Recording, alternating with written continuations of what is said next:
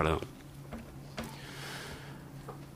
En la cesión de derechos para explotación en el ámbito digital, el primer derecho que debemos recabar como editores es el derecho de transformación. El derecho de transformación nos confiere la facultad no solo de adaptar la obra para hacer resúmenes, extractos y otras, sino porque nos permite digitalizar, aunque antes nos han indicado que no es una buena palabra, pero bueno, es la que se utiliza, digitalizar la obra. Como he dicho antes, también el derecho de reproducción, que es el que nos permite el almacenamiento de la obra, es también capital para una buena gestión de los derechos de propiedad intelectual. Y ya el derecho más importante en cuanto es el derecho económico del cual vive el editor, si tiene que vivir en el ámbito digital, es el derecho a la comunicación pública. El derecho a la comunicación pública, que en el derecho anglosajón es broadcasting, es mucho más restringido en nuestro ordenamiento que en el ordenamiento anglosajón. Y debe quedar claro también, no en el contrato entre autores y editores, pero sí en el contrato entre editores y plataformas, la no aplicación del derecho de desistimiento que se regula en la ley del comercio minorista. El derecho de desistimiento es aquel por el que tú te vas al Media Market, te compras un ordenador y, ostras, no funciona. Pues tienes 7 días para devolverlo y aquí no pasa el res. Es importante tener en mente cuando negociamos derechos digitales, tener en cuenta que utilizar el término derechos digitales puede inducir a cierta confusión. ¿Por qué? Los derechos, si cogemos cualquier obra, el Código Da Vinci, por decir uno porque es conocido, el Código Da Vinci lo podemos explotar en los canales de siempre, que son queda sujeto a las estipulaciones del contrato de edición, y todos sabemos lo que se puede hacer con él. Pues bueno, tapadura, cartoné, transformar en cómic, lo que sea. Pero una vez hemos contactado con la empresa digitalizadora, conversora o como mejor se denomine, tenemos un IPAB. Este IPAB no tiene por qué ser explotado no tiene que ser explotado online. Un IPAB también puede ser explotado en la forma tradicional de distribución.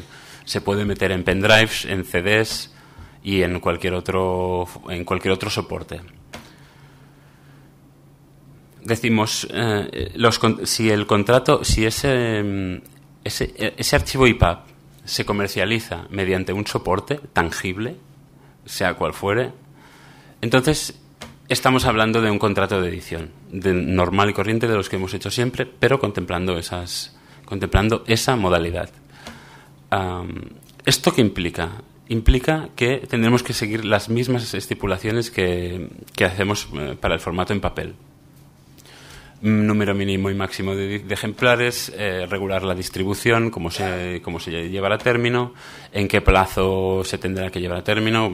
Hay un máximo legal de 24 meses, plazo de entrega del original, y las modalidades aquí no aplican, pero las modalidades que podrían aplicar en el contrato para soportes offline serían, por ejemplo, el print on demand.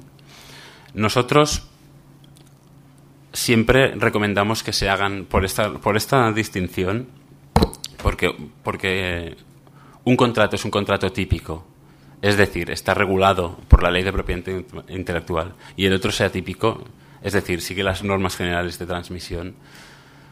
Nosotros siempre recomendamos que se hagan por ello 2 documentos. La razón básica, ¿cuál es? El periodo de cesión de derechos para una obra bajo el contrato de edición está limitado a un máximo de 15 años. La cesión de derechos para la explotación online, si no se contempla el derecho de distribución, no tiene limitación temporal. Es decir, el periodo de cesión de los derechos puede llegar a ser el periodo de duración de los mismos. Esto es, 70 años post-mortem autorem, hasta 70 años hasta después de la muerte del autor. Evidentemente, el autor que les ceda, bueno, si algún editor puede conseguirlo, pues felicidades, porque sería la primera vez que lo veo. Ningún autor con completo uso de sus facultades cederá los derechos hasta el periodo de duración de los mismos. Aquí una vez tenemos claro que estos son los derechos que tenemos que recabar, tenemos que decir en qué términos utilizaremos esos derechos. ¿Y esto por qué?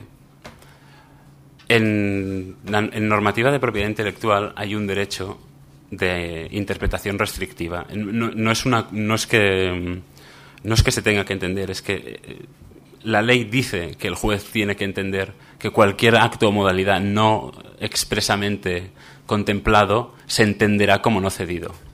Esa es la razón por la cual la descripción de los actos y modalidades que el editor podrá llevar a cabo en la explotación tiene que ser bastante minuciosa. La fijación es una modalidad del derecho de reproducción que nos permite digitalizar la obra. Es parte del derecho de transformación. Y nosotros hablamos de fijación en el sentido de que para digitalizar una obra siempre tiene que estar fijada en un soporte intangible. Un soporte intangible sería un disco duro o un servidor o cualquier medio que sirva para ello. Una vez la obra está fijada, se tiene que difundir. Para difundir la obra tenemos que describir en el contrato, relacionar aquellas redes de difusión por las cuales podremos utilizarlo. Internet es obviamente la que por defecto todo el mundo pone, pero no está de más poner redes telemáticas de otro tipo, como redes 3G, WAP, las que sean que se utilizan sobre todo teniendo en mente dispositivos móviles. Y a través de determinado software. Es el caso de iTunes. iTunes claramente necesita de una autorización del titular de derecho. Y entonces, bueno, pues ya vamos directamente a los actos de explotación. El acto de explotación más típico y el único que hasta el momento está funcionando en el mercado español y en el internacional es el downloading, el acto de descargar una obra y que pueda ser visionada en un e-reader o en un ordenador depende de la licencia de DRM que tengamos, y si no se usa DRM, pues donde queramos. Otra que yo no, como he dicho antes, no conozco, pero está contemplada en la ley, es el streaming, la mera emisión, que sería pues irte a un programa, a una web, a un espacio reservado al efecto, en el cual introducir un nombre de usuario y contraseña y poder realizar el visionado, la lectura de la obra en una pantalla. La mera emisión es el modelo de negocio de Spotify, con la salvedad de que las obras literarias y los derechos de autor en España están sujetos al precio fijo, lo que significaría que cada vez que escuchamos una canción de Spotify nos costaría el precio que el productor musical hubiese establecido para cada canción, lo cual parece bastante imposible llevar a cabo para la explotación de obras literarias en la web. Nosotros somos partidarios de especificar los formatos también por la misma razón que somos partidarios de especificar cualquier otra cosa, y es el principio de interpretación restrictiva. Y es cierto que el formato estrella es el EPUB, pero como bien se ha dicho antes, el Kindle, por ejemplo, no lo utiliza, y Kindle es el mayor agente del mercado y utiliza su propio mercado, y como nunca se sabe cuál es el formato que va a triunfar, cubriéndose las espaldas el editor, su mejor opción sería hacer una lista a lo grande de todos aquellos formatos que crea que poner Word, RTF, todos los que nuestro amigo digitalizador ha descartado, meterlos todos en el contrato por si algún día tienen alguna importancia. También mencionar los soportes de visualización. Esto no es tan importante porque realmente la descripción de los soportes es genérica. Si yo digo en el contrato que podrá ser visto en smartphones, nadie interpretará que no puedo verlo en un iPhone, sino que tiene que ser que el iPhone es una categoría aparte. Pero mencionar el iPhone tampoco está de más.